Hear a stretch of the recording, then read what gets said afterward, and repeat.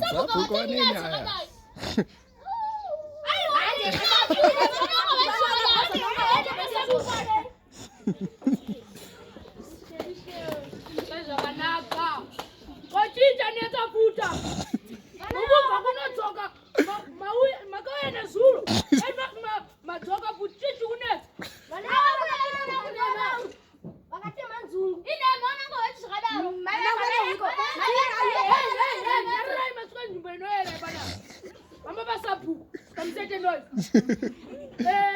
Saka imimu kuti vana vapinda mugandwara inyaka vakatema nzungu.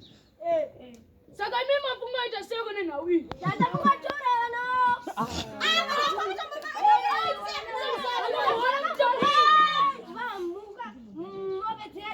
Kutema ukaita sewo. Wana ngaura. Papo. Ini sapu kutengo wangu. Ini sapu